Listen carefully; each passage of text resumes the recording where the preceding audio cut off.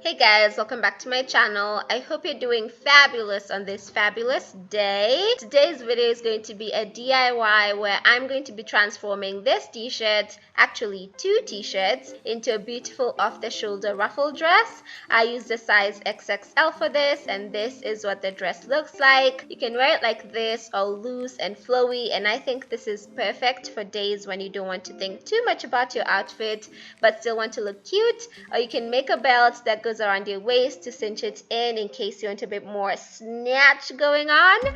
I love how this turned out, and if you love it too and want to see how to make it for yourself, let's do this. Starting with a tank top as a template, I'm going to fold the armhole about halfway through. This is because I wanted to cut off an off-shoulder shape, a straight line that is. So I drew a straight line from one side to the other using a ruler and then added about an inch for the seam allowance. I did not want this dress to suffocate my arms once it was all done, so that seam allowance is very important. Once that was done, I no longer needed the tank top, so I got rid of it, and now I just drew a straight line down. I wish I'd taken the line all the way to the bottom instead of leaving it lingering just there, because at the end of the project my dress had bits of lumps on the side, so I recommend you do the straight line down. Do not leave that bit of space at the bottom that I have in case you don't want lumps in your final project.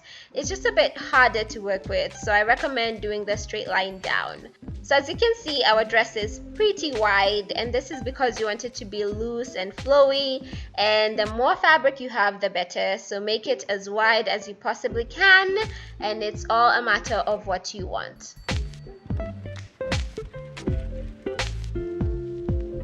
Now I'm just cutting off the shape with a pair of scissors just to get my dress.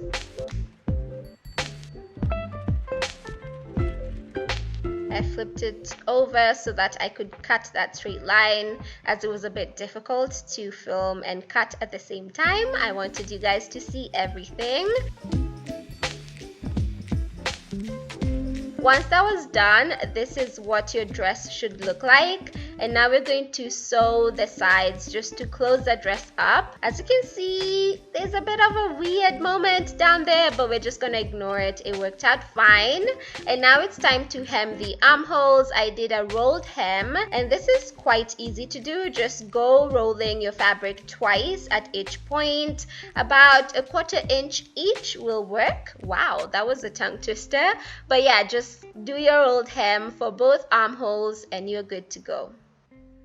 Pinning everything just makes sewing easier because you're just going to follow the pins. And once that was done, this is what the rolled hem looks like. As you can see, it just gives the armhole a very finished and polished look, which is something we can appreciate. Now you're going to measure across your shoulders and make sure it's a snag fit. Mine was 39 inches, and now we are going to make the ruffle of this dress. So taking the 39 inches, I added 10 inches. You can add anywhere from 10 to 20 inches depending on how much fabric you have and how flowy you want your ruffle to be, but since I was working with the t-shirt, there was a limit to this, and the maximum ruffle I could get was 24.5 inches long. So I just traced out a rectangular shape that was 12 inches wide. I did end up making it a bit less wide. I think I did 10 inches, and I do regret that because my ruffle was a bit shorter than I wanted.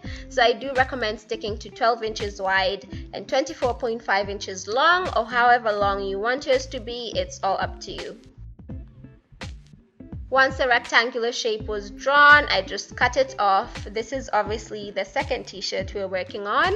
And as I was working on this project, once I had the two pieces together, I realized my shirts were not the exact same color because I did not buy them at the same time, which was kind of a bummer because you can see a bit of a difference, but it's not that huge a difference. So I do recommend buying the same exact shirt for this dress to seem like one uniform piece.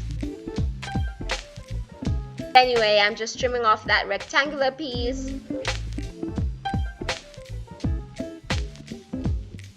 With the right sides kissing, I'm just going to pin the sides together. That way I can sew and close the ruffles shut on both sides. just so where the pins are. And once that's done, we're going to do a rolled hem at the bottom.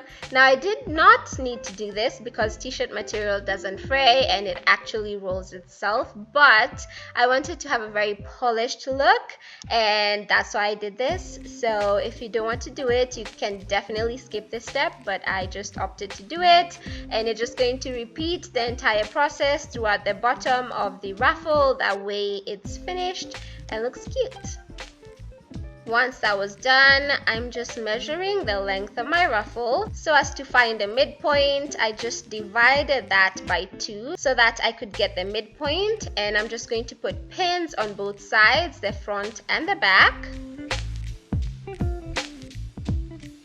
And now I'm going to repeat the same thing on my dress, and I'm just going to pin the middle, put a pin at the front and the back.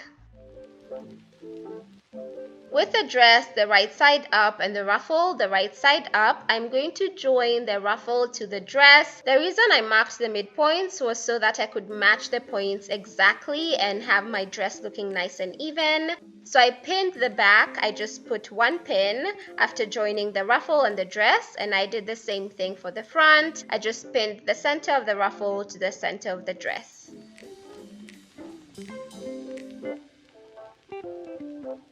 Once that was nice and pinned, this is what your ruffle looks like once you open it up and lay it flat, and it looks cute. Now we're just going to work on the inside of the ruffle and the dress, and we're going to attach the dress to the ruffle at this point. So starting at the center, just move outwards, pin as much as you can. You want the dress to lay flat on the ruffle, that way you sew evenly, so I recommend using as many pins as possible.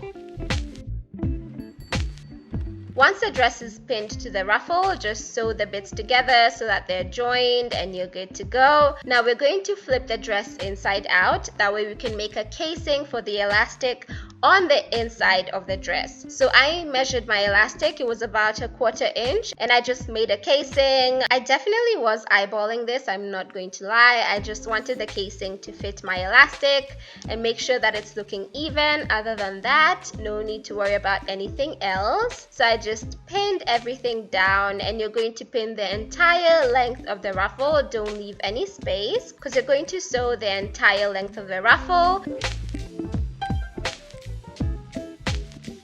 Make sure you leave a gap so that you're able to insert your elastic afterwards. And once everything is sewn, measure a piece of elastic around your shoulders that fits quite snug. Make sure it's not too tight. Add about 1/2 inch of allowance so that you can tie the 2 ends together once everything is inserted. And this is what the casing looks like once everything is sewn.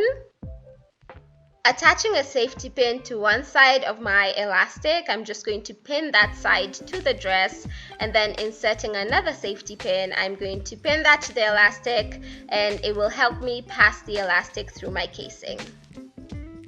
So just wiggle about, shoosh everything, make sure the pin is leading the way.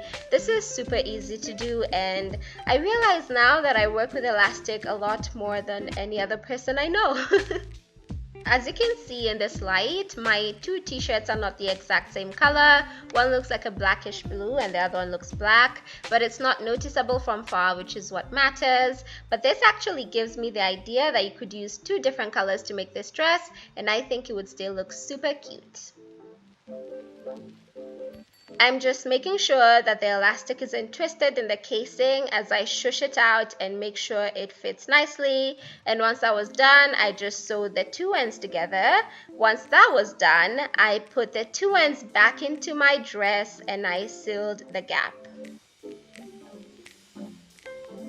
You can wear this dress like this, all loose and flowy. I really like this style because it's just carefree, and it's freedom in a dress, baby. It's freedom in a dress. But in case you want a bit of a cinch, I'm just working on the excess fabric that was left from the second t-shirt, and I cut out a thin strip of fabric about 3.5 inches wide. and I made it as long as I possibly could, and I also snipped off the end where the hem was, and now I'm just going to stretch it out to make sure it resembles a string. And once you're done, just tie that around your waist and you have your dress. I absolutely love this dress. I think it's super cute. I'm going to be wearing it, obviously.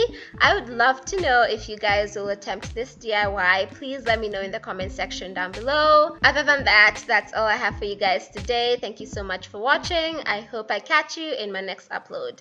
Until then, bye.